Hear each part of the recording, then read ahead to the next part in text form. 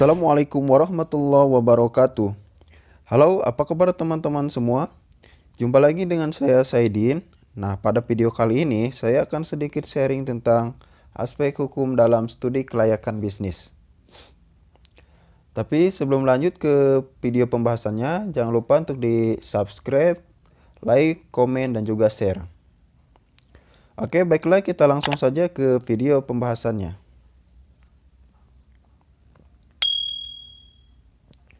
Nah, di sini ada pengertian aspek hukum.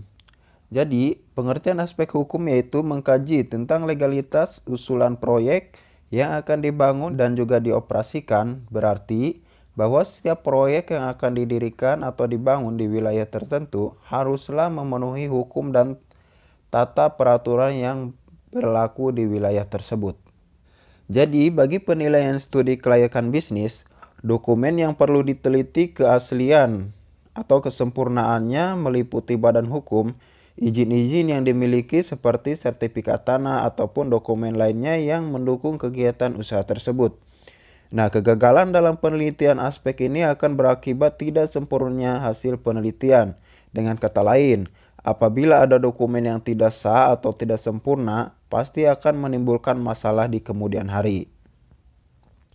Oleh karena itu, hendaknya dalam melakukan analisis aspek hukum ini dilakukan secara teliti dan juga cermat dengan mencari sumber-sumber informasi yang jelas sampai ke tangan yang memang berkomitmen untuk mengeluarkan surat-surat yang hendak kita teliti.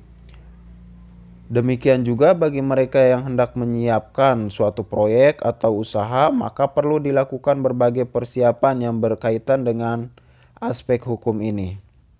Adapun jenis data dan sumber data dan juga cara memperoleh data dan cara menganalisis yang terkait dengan aspek hukum ini. Nah, yang pertama ada jenis data dan sumber data. Jadi, jenis data yang diperlukan secara umum biasanya data kuantitatif yang mencakup tentang bentuk badan usaha, dan izin lokasi pendirian proyek atau bisnis. Nah, semua ini itu bisa didapatkan atau diperoleh dari sumber ekstern seperti notaris, Pemda, departemen terkait maupun pemerintah setempat. Nah, yang kedua ada cara memperoleh dan menganalisis data. Nah, untuk memperoleh gambaran kelengkapan data dasar dan data yang harus dipenuhi tentang izin usaha dan izin lokasi pendirian dapat digali dengan teknik wawancara ataupun demokrasi. Oke, selanjutnya tujuan pengkajian aspek hukum. Nah, berdasarkan aspek hukum, suatu ide bisnis dinyatakan layak jika ide bisnis tersebut sesuai dengan ketentuan hukum dan mampu memenuhi segala persyaratan perizinan di wilayah tersebut. Nah, secara spesifik, analisis aspek hukum pada studi kelayakan bisnis ini yaitu bertujuan untuk yang pertama itu menganalisis legalitas usaha yang dijalankan. Nah, yang kedua menganalisis ketepatan bentuk badan hukum dengan ide bisnis yang akan dilaksanakan. Nah, yang ketiga menganalisis kemampuan bisnis yang akan diusulkan dalam memenuhi persyaratan perizinan. Dan kemudian yang terakhir yang keempat itu menganalisis jaminan-jaminan yang bisa disediakan jika bisnis akan dibiayai dengan pinjaman. Selanjutnya, bentuk badan hukum. Nah, untuk memilih badan usaha yang tepat sesuai dengan dasar-dasar pertimbangan tersebut, nah perlu mengetahui definisi dari badan hukum. Nah, berikut bentuk badan-badan hukum.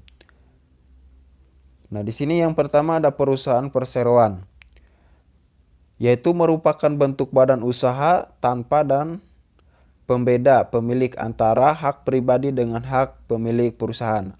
Atau perusahaan perseroan juga salah satu bentuk usaha yang dimiliki oleh seseorang dan ia bertanggung jawab sepenuhnya terhadap semua resiko dan kegiatan perusahaan tersebut.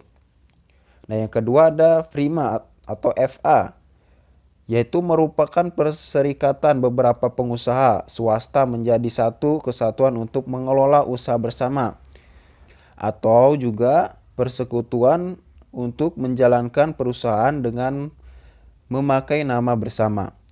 Nah, yang ketiga ada perserikatan komeditor atau CV, yaitu merupakan perserikatan beberapa pengusaha swasta menjadi satu kesatuan untuk mengelola usaha bersama, di mana sebagai anggota merupakan anggota aktif, sedangkan anggota yang lainnya merupakan anggota pasif. Nah, kemudian yang keempat ada perseroan terbatas atau PT, yaitu perserikatan beberapa pengusaha swasta menjadi satu kesatuan untuk mengelola usaha bersama, di mana perusahaan memberikan kesempatan kepada masyarakat luas untuk menyertakan modalnya ke perusahaan dengan cara membeli saham perusahaan. Nah, yang kelima ada yayasan. Nah, yayasan ini menurut Undang-Undang Nomor 16 Tahun 2001 tentang yayasan, jadi badan hukum yang terdiri atas kekayaan yang dipisahkan dan diperuntukkan untuk mencapai tujuan tertentu di bidang sosial, keagamaan, dan kemanusiaan yang tidak mempunyai anggota. Nah, kemudian yang terakhir ada koperasi, yaitu badan usaha yang beranggotakan orang-orang atau badan hukum koperasi dengan melandaskan kegiatan berdasarkan prinsip koperasi sekaligus sebagai gerakan ekonomi rakyat berdasarkan asas kekeluargaan. Nah, selanjutnya ada legalitas perusahaan. Nah, setiap bentuk usaha yang memenuhi persyaratan undang-undang dinyatakan sebagai bentuk usaha yang sah. Nah, selain itu, legalitas perusahaan juga merupakan di mana perusahaan yang bergerak di bidang apapun dinyatakan sah menurut hukum. Jadi, legalitas perusahaan ini adalah bagaimana posisi hukum perusahaan di mata hukum. Nah, apakah sebuah perusahaan yang berdiri telah memenuhi syarat-syarat yang ditentukan oleh peraturan perundang-undangan atau belum? Nah, syarat operasional tersebut dapat menjadi bukti bagi sebuah perusahaan bahwa perusahaan yang berdiri sudah dinyatakan memiliki legalitas usaha. Nah, legalitas usaha merupakan keadaan di mana suatu perusahaan yang berdiri dan bergerak dalam bidang apapun telah dinyatakan sah secara hukum. Nah, legalitas ini sangatlah penting karena merupakan faktor dasar atau faktor utama bagi badan usaha untuk dapat bertindak secara hukum, melakukan transaksi, produksi, dan hal lainnya. Nah, kemudian cara memperoleh legalitas. Yang pertama ada nama perusahaan.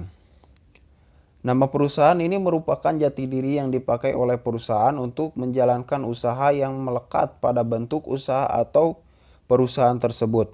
Dikenal oleh masyarakat, diperbandingkan sebagai perusahaan tertentu, dan dapat membedakan perusahaan itu dengan perusahaan yang lain.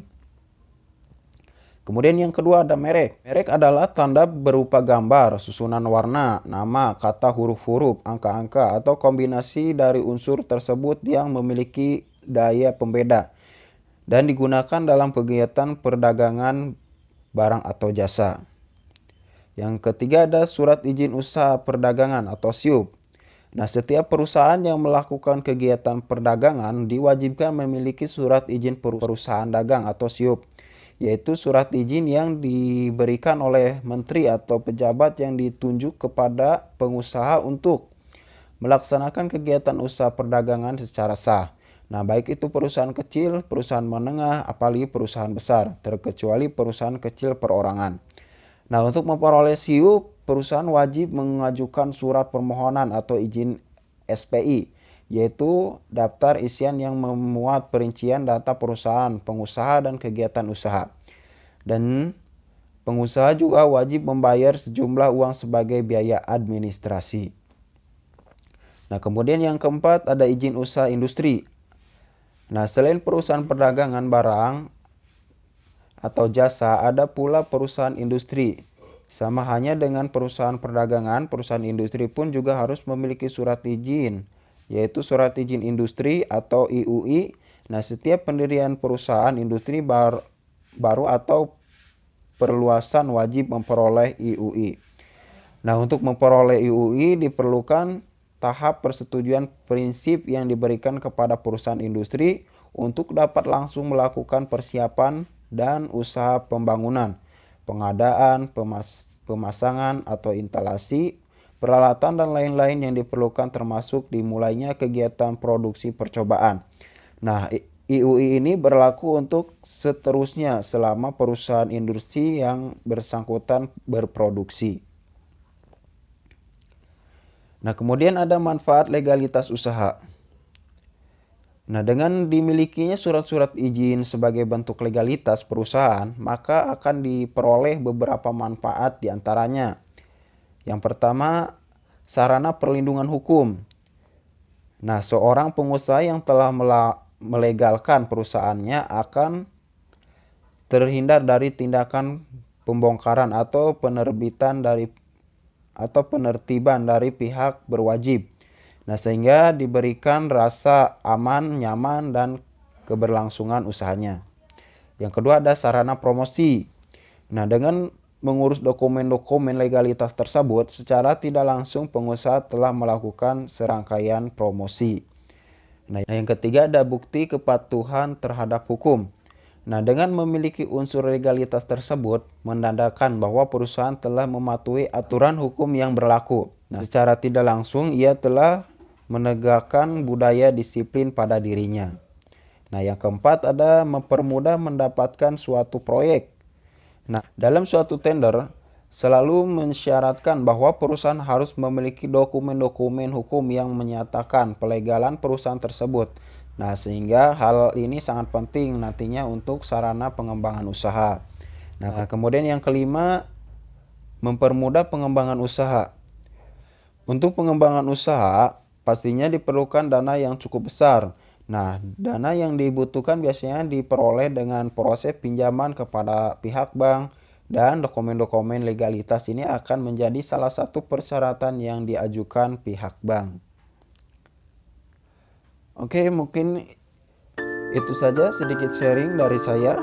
Semoga bermanfaat. Terima kasih telah menonton video ini, dan sampai jumpa lagi di video saya selanjutnya. Wabillahi taufiq wal hidayah. Wassalamualaikum warahmatullahi wabarakatuh.